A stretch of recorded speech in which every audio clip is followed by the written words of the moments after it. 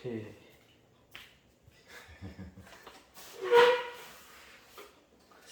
Hello friends. So today is going to be a special video. So I have got Michael from Ukraine. So he's going to discuss the current situation in Russia and Ukraine.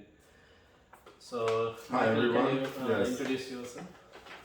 Yes, hi everyone. So yes, my name is Michael. I've been living in Australia for almost 10 years.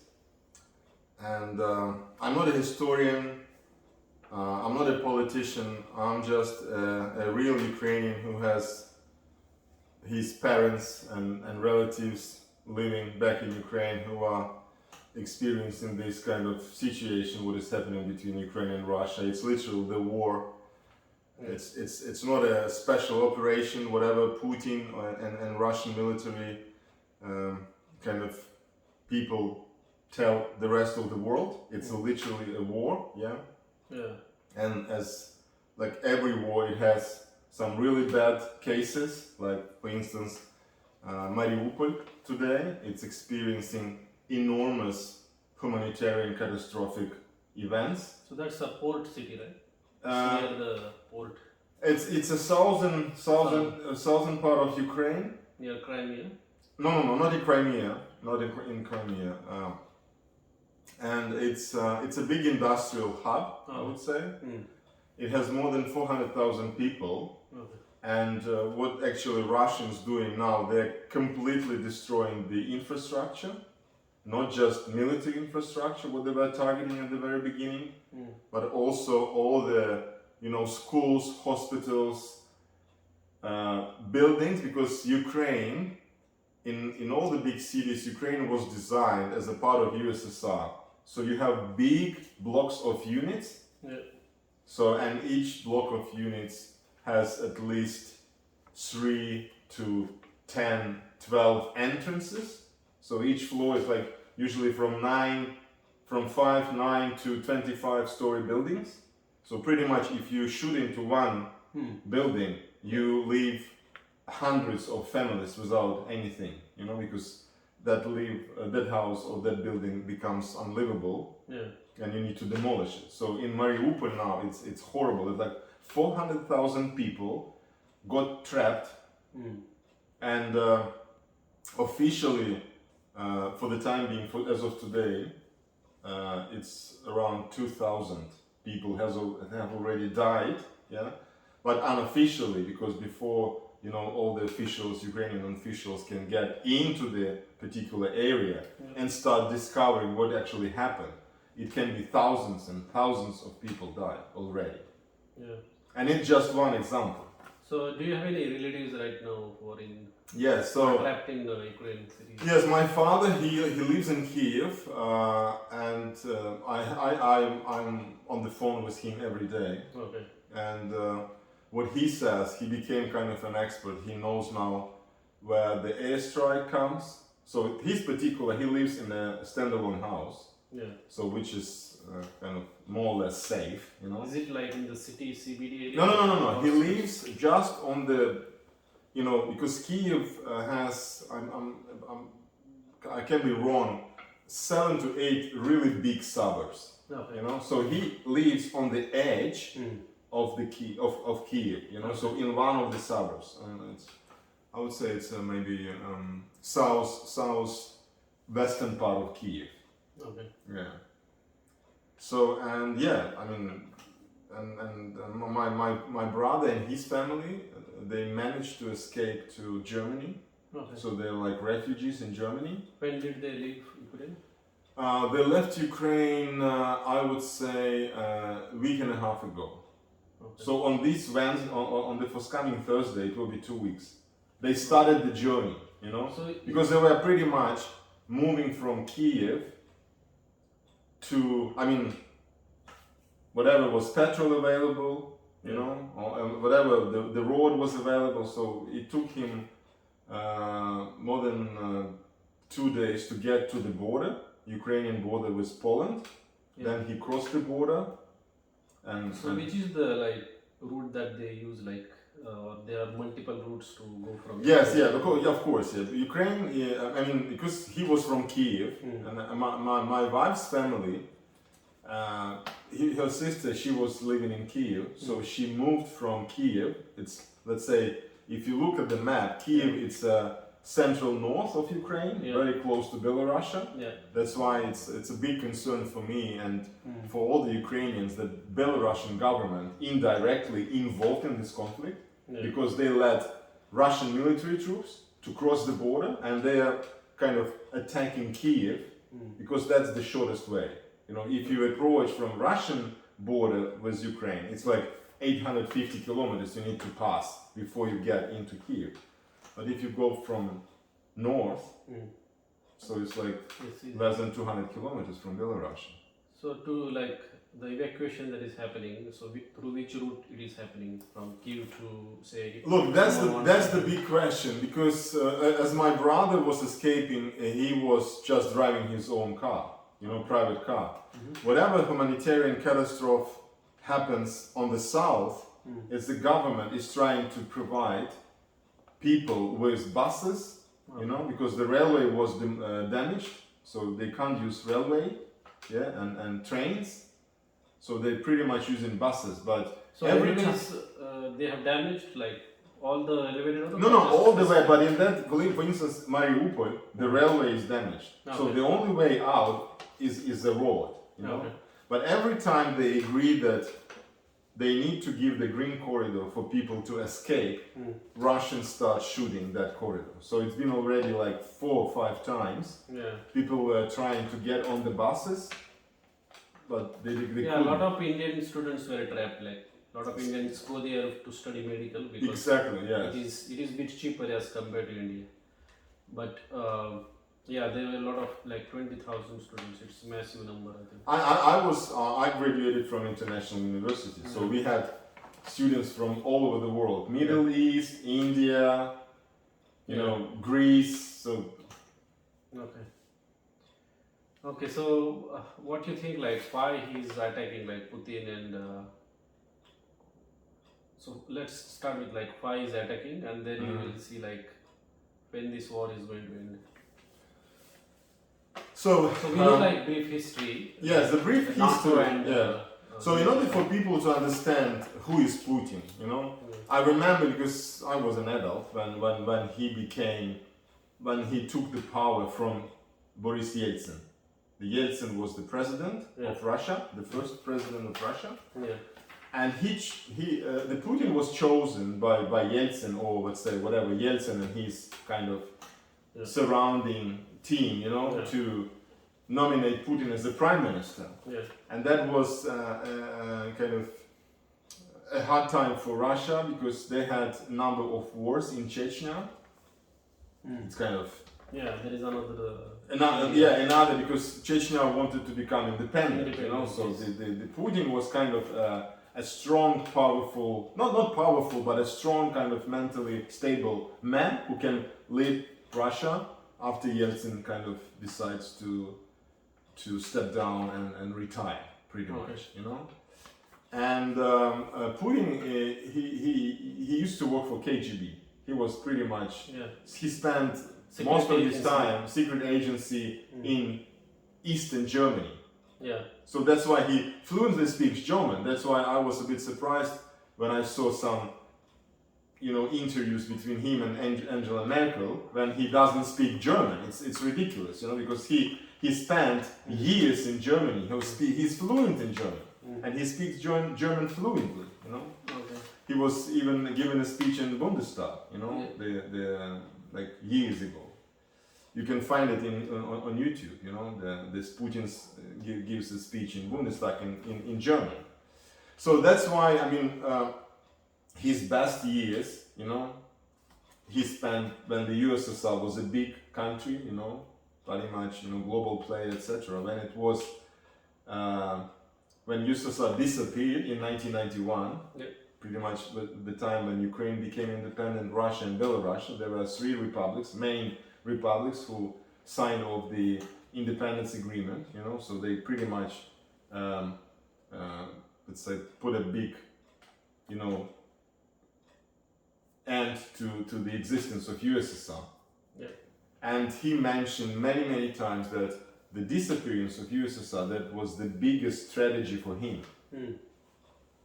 So, again, coming back to the root cause of this conflict, what they try, official message that Putin gave before it actually started, that they are going to kind of remove Nazi and demilitarize Ukraine from kind of military perspectives to make it easier for so-called independent republic in Donetsk and Lugansk, which is eastern part of Ukraine, to let them kind of exist without any influence from Ukraine, So that was the main kind of idea.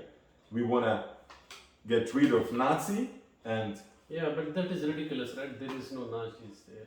Yeah. It's absolutely bullshit, Yeah, this is bullshit, yes. So there are no Nazis, and pretty much Ukraine started to move towards the West, becoming, targeting to become EU member and NATO member, especially after Russia took off Crimea in 2014. So then Ukrainians put that two unions, or let's say to become a member of those two unions as a law. It's in constitution. It's now in Ukrainian constitution. Then Ukraine is becoming the member of EU and the member of NATO. Okay. So pretty much Putin is blaming Ukraine for getting closer to NATO, forgetting that the idea and the reason Ukrainians wanted to become a NATO member, EU member, because he took off Crimea in 2014, So if you kind of put everything together, there is no logical explanation except, some, strange, his personal feelings about former USSR and his idea to unite again, all the republics around Russia into something like, independent union of states or something like this. Yeah, so I think currently right now it is 19th day today, right? 19th day of war. 19th. 2020 day. Yeah, it started on the birthday of my wife's sister. That's why I will remember this till the end of my life. 24th of February. Discussion or meetings happening between Ukraine government and Russia. You mean this negotiation? Yeah. So what is happening and what do you think will happen now? At the very beginning, there was pretty much statement that Russians wanted Ukraine to acknowledge Crimea as a part of Russia. Okay, so are they agreeing with this? No, of course not, because Crimea is Ukrainian territory. Ukraine will never accept it, never. Okay, what is the other demand? And the other demand was to accept independence of those two new republics they created artificially on the east, Donetsk and Lugansk. Yeah, so are they accepting this one? No, of course not. No. What is next demand? Next demand was pretty much not becoming member of NATO, which is not possible because it's a part of constitution, and no way, Ukrainians will vote against that. Okay. So this pretty much... So basically, none of the demands are being accepted. No. And especially Ukrainians defeated Ukraine pretty successfully, because that was a common kind of perception that Russian army is unbeatable. It's big, it's powerful, and all the weapons are on the edge of technology. What is like the general opinion of the public in Ukraine? They want to fight, or they want to they want to also consider that there is a lot of damage happening to humans, people are dying, so I was surprised. Do you think they will accept some of the demands? Or no. I was surprised because I've been living far away for years now, But as of today, and I've talked to my parents, my friends, my relatives. I would say 85-90% of Ukrainians are going to die, but not let Putin and Russia become kind of a ruler for Ukrainians. And Ukrainians, we need to distinguish Ukrainians and Russians now, because I would say if you look at us 20 years ago, there were a lot of similarities. But once Ukraine become moving towards the Western standards, you know, we have free elections, you know. It's the best proof of democracy when the guy who was comedian, you know, and Jewish, by the way, became a president of Ukraine, you know. It's impossible in Russia. And I remember myself when I was a child, you know, the anti-Semitic kind of narrative was very popular in USSR. So Jewish, they were under pressure constantly in USSR. That's why they were escaping, trying to escape US. Because I met in Sydney the guy who was, he escaped with his family from Azerbaijan. And it's pretty much was similar to that movie, you know, with Ben Affleck when they were escaping the Iran. So I mean, it's up pretty much, they were on the flight to Vienna. And once they got on the flight in the aircraft, the entire airplane was applauding them. That they were the only one non-Austrians on that plane. That was his memory from the childhood. You know, that's kind of, it shows you the idea. So and I mean, coming back to Zelensky, president of Ukraine, you know, he's Jewish, he's former comedian. He was elected on a free election, you know. It's not possible in Russia. Absolutely. So I don't know how this war is going to end, because if Ukraine is not going to accept their demands, and if Putin is very adamant on his stand, what do you think, like, where it is going to end? Because that's a good question. Both the sides are like not coming to the same consensus. That's a good question. I think that, I mean, the West is supporting Ukraine, you know, heavily. Yes. But what they don't do, sanctioning also, right? No, I mean, all these sanctions, you know, whatever is happening now, it's a big support for Ukraine. What is not happening, and what all the Ukrainians are praying for, it's a no-fly zone for Ukraine.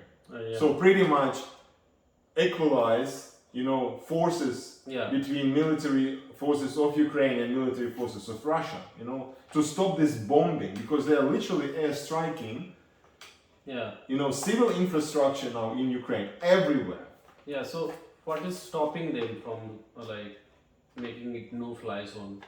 Why they are? Because it's a big fear for NATO, because once they provide, that Putin threatened them that once you kind of create this no-fly zone, I don't know, I'm not a military person, I don't know physically or no literally how is it going to happen, but let's assume, you know, they're shooting all the Russian airplanes from Poland, I don't know, from Slovakia, countries that are having common border with Ukraine, or Hungary, you know.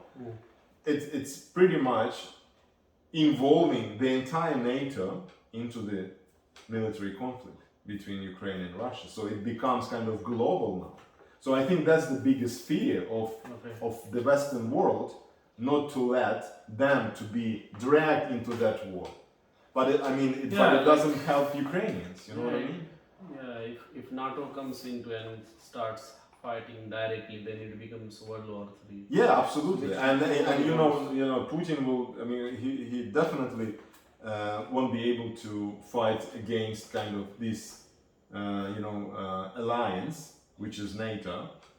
The only kind of real threat he can launch, it's nuclear weapon. Because they won't be able to fight with NATO and Ukraine with ordinary So on these weapons. nuclear weapons, like I heard that Ukraine got rid of all the nuclear weapons. So that was, by the way, one of the Budapest Memorandum that was signed off by Russia, Ukraine, Germany, France, and the UK. And they guaranteed Ukraine that their territory, sovereign territory, will be within the borders of 1991, when Ukraine declared the independence. And as a trade-off for that, Ukraine got rid of nuclear weapon. But that agreement doesn't stand now. Like, I mean, the sovereignty of the Ukraine is like... Absolutely. When Crimea happened, let's call it when Crimea was... so in that agreement, they didn't mention like what will happen if someone attacks. No, because in order to become an agreement, it was what Western kind of leaders say, it was not an agreement. It was kind of memorandum that we will follow whatever is written there to make sure that you know the whatever was agreed kind of becomes a law, but it has never been adopted by or voted by parliaments. It wasn't signed off by president, so it pretty much became unlawful. Not unlawful, sorry, not unlawful, but kind of something that doesn't came in force. Yeah. You know. So do you think Western countries are not supporting enough, or they should do more to support Ukraine? They are just saying like from the outside, okay, we are with you, we are with you. They are sanctioning also Russia, but do you think that is enough, or they need to do more? Look, it's not enough, but I mean, again, it's a bit tricky point. Yeah. So we just want to avoid World War III. Yeah, I mean, definitely for Russia, because I remember the global crisis, the financial crisis in Russia in 1998. Yeah. It was really bad. What is happening now because of sanctions? It will be way worse that Russia faced or experienced in 1998. In 1998, the crisis was severe crisis. Lots of big Russian banks, they just went bankrupt. Foreign investors who were investing in treasury bonds released by, they lost billions. What was the reason for that slump in the economy in 1998? In 1998, I can't tell you what was. Pretty much, Russians they had huge exposure from Western banks towards their national debt or national bonds nominated in Russian rubles. So, because and it kind of became a bubble, you know, and foreigners, they were kind of hungry for high yield, and they were buying those bonds nominated in Russian rubles, you know. And once, I mean, at a certain point of time, it won't be possible to serve that debt, you know, and it's pretty much collapsed. And they couldn't, because usually what happens if you buy bonds, Russian bonds nominated in Russian rubles, you sell foreign currency for rubles, and you buy bonds, and then whatever yield was 10, 12, 15%, you know, once you need to withdraw your money as an institution, you know, repatriate your revenue, whatever your yield, you need to sell rubles for dollars or euro, whatever currency you used, you know, and then it appears on your account. But when the ruble depreciated significantly, you're pretty much losing money. You can't convert it, and then you know, foreign exchange ruble against the foreign currency was not possible. So that's why the obligations of Russian banks toward their counterparties from the West became unbearable for them, and they started to collapse one after another one. So, and for Russia to kind of recover from that crisis, it took them almost 2 years. You know, nowadays, if we have the forecast for GDP in Russia shrink by 30% this year, it's way more dangerous, and it's way more kind of challenging for Russian economy to survive. Yeah, like Russian people themselves are protesting against Putin, but so I don't know how long this war is gonna last. What do you think? Like, do you think like there is gonna be? I think Russia. I mean, whatever troops they concentrated on the border with Ukraine, they are all in Ukraine now. So pretty much they need extra resources to let this war moving forward. So my understanding from what I'm reading and from what I'm kind of observing, you know, they don't have enough resources to continue with the same kind of pressure onwards. You know what I mean? So it's been already 3 weeks, third week of war. So, and they have already kind of utilized 100% of their resources. So they need extra resources, but now it kind of meets a lot of kind of resistance from Russian society, because now they understand that it's not just, you know, hundreds of troops died, that thousands of troops died, and people just don't want to serve in the army. So how is like normal life right now in Ukraine? Like There is no shops and everything is closed. Normal life in Ukraine is, I mean, what my father says. I mean, he's in Kiev. I'm surprised, but they have still electricity, water supply, internet is still working in Kiev. Yeah, Elon Musk also sent some Starlink. Yeah, Starlink, but it was especially for cities and areas heavily affected by airstrikes. Okay. So they diverted all that Starlink setups and kits into those areas. But it's Kiev. But on the other kind of side, we have Mariupol, which is completely destroyed. How people are eating, like there is no food? No food, nothing, absolutely. So they are just dying from dehydration. Oh my. It's cold because in Ukraine even it's kind of officially spring, but it's still cold. You know, it's minus overnight, like -5. One night it was -9 at the beginning of March. I mean, they don't have food, you know, they don't have medical service for those who is in need, you know. So I mean, it's really bad. Yeah, it's really bad. I just wish that some resolution happens and then Putin withdraws and everything becomes normal. That is what I think should happen. But nobody knows like what is going to happen. So what's your final message to all the people in Ukraine right now? What message you would my whole heart was my family and my Ukrainians, you know. I have lots of friends and relatives, of course. At the same time, I mean, thanks Western world for the support and what we really need. It's no-fly zone over the Ukraine. That's what we really need for the time being. Okay. Yeah. Let's hope that this war ends soon and life in Ukraine becomes normal. So let us end the video. We will come up with more videos like this, and so stay tuned. Thank you. Bye. Bye. Thanks for coming here. My God, it was